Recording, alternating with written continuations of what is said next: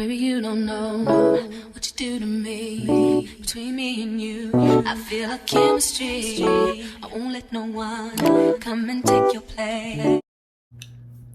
What's going on, loves? Welcome back to my channel. It is Sophie the doll, and today we're going into all of the things that I wish I knew before I went natural. I have 10 things that I wish I knew before I started my natural hair journey. And yeah, but before we get to the video, don't forget to like, comment, and subscribe. Join the family when you guys are ready, because of course, you guys, if you're watching me right now, I'm pretty sure you're gonna want to see me again. So go ahead and subscribe and share the video if you think that this is something that your mom, your friend, your auntie, anyone that you think could benefit from this, because I feel like these are tips that I really wish I knew before I went natural. So let's get right into the video. Okay, so quick little note. I do have my iPad because I wanted to make sure that I write down the 10 top most important things to me that I wish I knew before I went natural, so I'm not rambling and all over the place. So the first thing I wish I knew was investing in products that works for you. Everyone will have opinions on what works best. Basically what I mean by that is a lot of natural hair people, or not a natural hair influencers, or even just simply people that's natural before you, they would usually recommend you to use their products that they're using. But what I found best was to go on YouTube and try to see people, girls, guys, that has like the same hair texture as you, or the same hair type as you, I should say, so that you can more or less see what they're using. Now I definitely say that when I was going natural, that is one of the things that helped me, which was going on YouTube and looking at girls that had my hair type to see what were they using, and I would take note of every video that I watched. So if I watched 5 videos and I seen 2 or 3 girls out of 5 use the same product, then that's a product that I probably would look into. I'll also say that when it comes into looking for products, it's a trial and error thing. So what works for them is not going to work for you, and what works for you might work for them. So sometimes it might take you to only have one product, or sometimes it might take you to have like a combination of products. So it just depends on what you really want your hair, like what you really want for your hair, and you know, what you feel like will work best. Of course, when you're first starting out, it's kind of a bit of a struggle to kind of know what you really want for your hair. But I would say the main thing to look for is moisturizing products. So leave-ins, creams, butters, those are like some tips or some of the things that I would recommend for you to start with. So keep that in mind. Number 2 is protecting your hair at night with a bonnet or a satin scarf, or you know, or any type of satin thing or bonnet that you could find. I definitely say that when I first started my natural hair journey, I did not have a bonnet or a scarf, and I'll definitely say my hair was super frizzy in the morning when I woke up. Although when I cut my hair was like literally like this big, so I was able to put it like little pineapples and puffs with scrunchies, but that wasn't really enough to hold me up for the night, because I also do not sleep with satin scarves on my pillow or satin pillow sets. I don't do that. So of course that was kind of something that was a little bit off in my natural hair journey or starting off. So I definitely recommend a bonnet or a scarf. Personally, me, I recommend, or I like more the bonnet. I feel like the bonnet stays on my head all night. I've been using the same bonnet for the last, I think, 2.5, almost 3 years, and I don't think I've ever woken up with a scare of my bonnet not being on my head. With the scarves, my hair texture is kind of soft, so with the scarves it kind of slips off, so you know. But definitely get your hands on a satin scarf, bonnet, something, honey, to keep your hair from frizzing up and to protect your hair from harsh surfaces. Number 3 is trimming your ends off when necessary. Sometimes we like to hold on to length.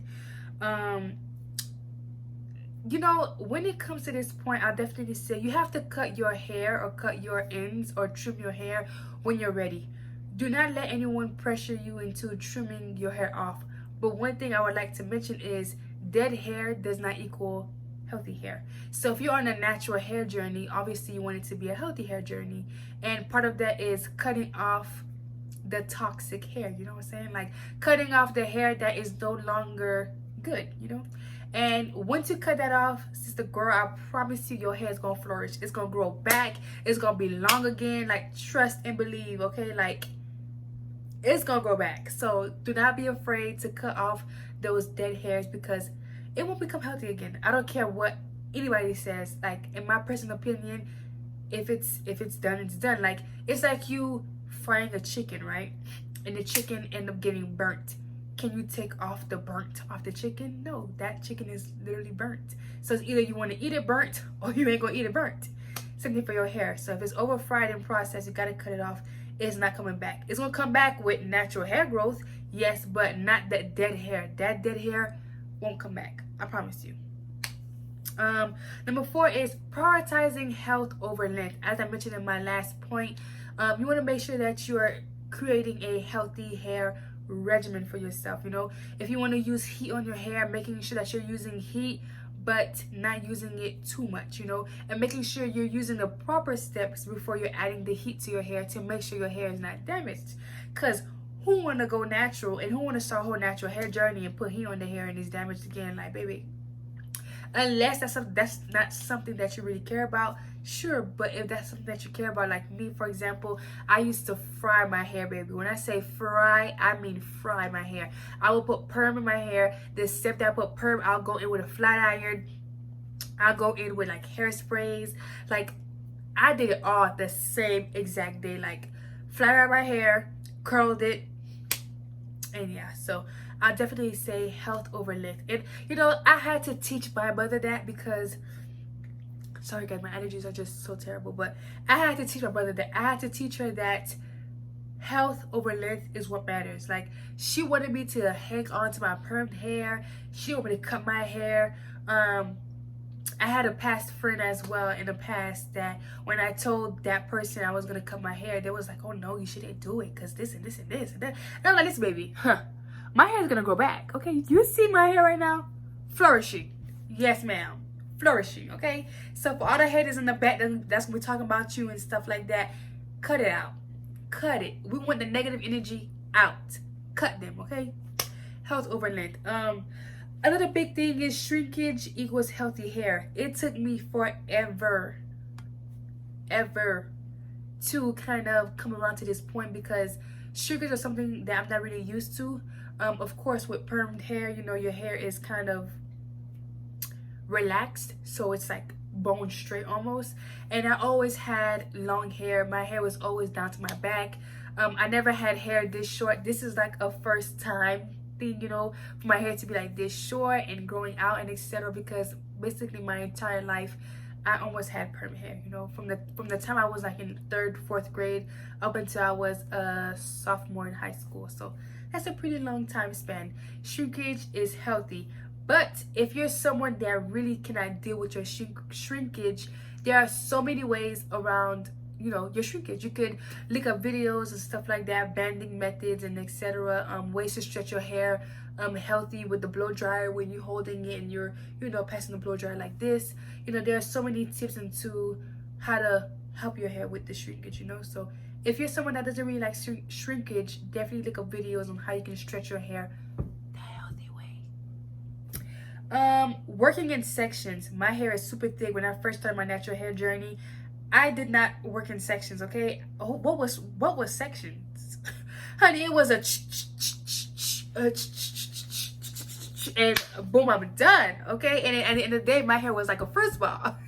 And tomorrow morning, I had to do it again, all over again. Like, baby, working in sections make your hair more manageable. It makes the products absorb in your hair better, and it makes the process of styling and detailing so much easier, especially for us thick hair gals. You know what I'm saying? Like, my hair is super thick right now. It is kind of tame because it is my first day of wash day, but honey, as my hair gets bigger with the days and as I'm, you know, waiting for my next wash day process, it definitely gets matted, super thick and condensed. Like, listen, work in sections. It will save your life, sis. It'll take you a little longer, but it'll last you a little longer. You get that? It'll take you a little longer, but it will last you a little longer. That's gonna bring me to my next point. So Yeah, never compare your hair as well. I know when I was first going natural, I would always compare my hair texture to somebody else that had looser curls than me, which I wish that I probably shouldn't have did. But again, these are things that I wish I knew before going natural. So I'm telling you right now, if you're watching this and you're going natural, do not compare your hair to nobody else. Learn to love and embrace your hair. Learn to bring positivity around you. Learn to bring, positive energy into your body, into your mind. Like, that's super important. That plays a part with accepting yourself. Accept who you are. Accept how your hair looks. You know what I'm saying? Find styles that works for your hair type. Find styles that works for you.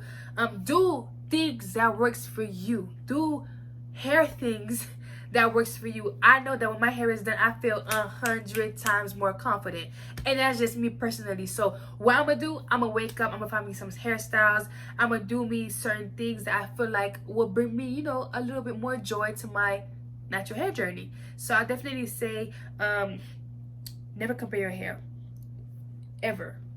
Number 8 is do treatments to your hair. So at first you're gonna hear people saying deep conditioning is important, pre-pulling is important, you gotta do this and you gotta do that, you gotta do this.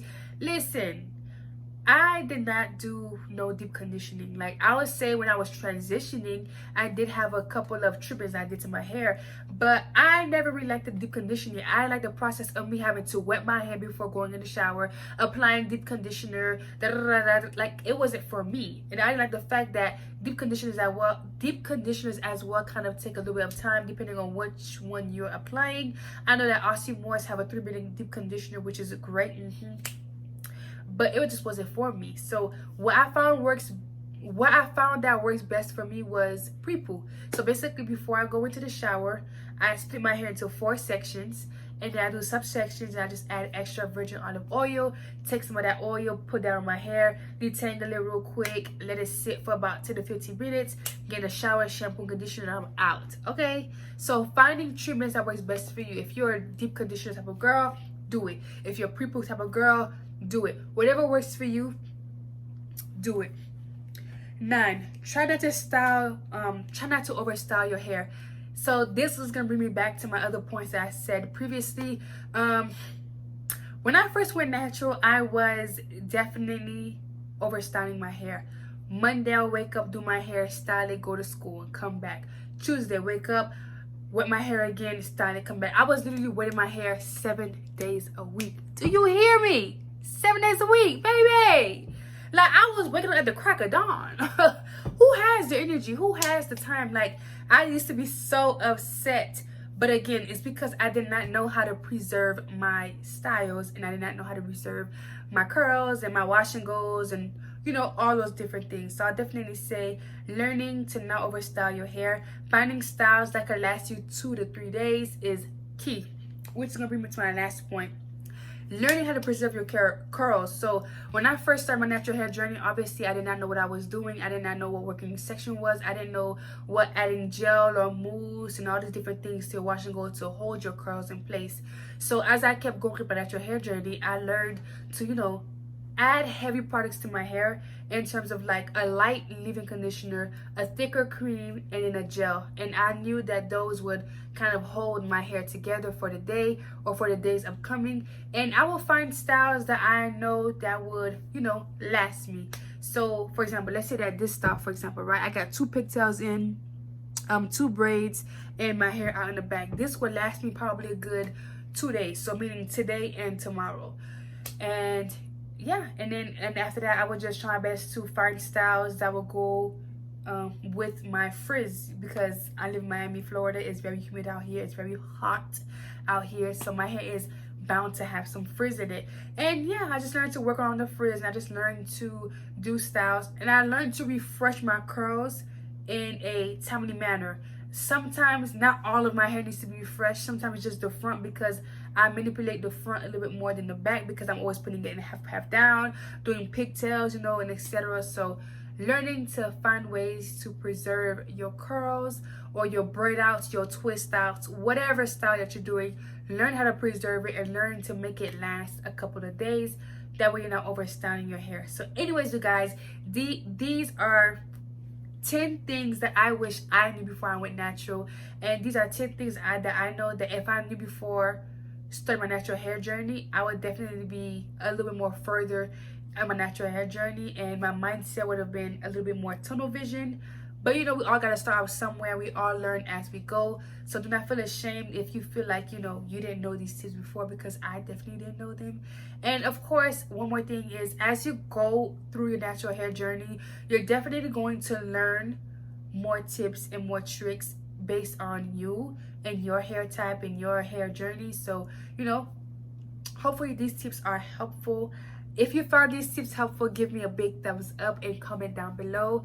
I would love to hear some of your natural hair tips that you have for yourself. If there's something that I didn't really cover, or if I didn't go over something, feel free to comment down below. Anyways, you guys, it is Sophie the Doll, and thank you all for watching, and I'll see you guys in my next video.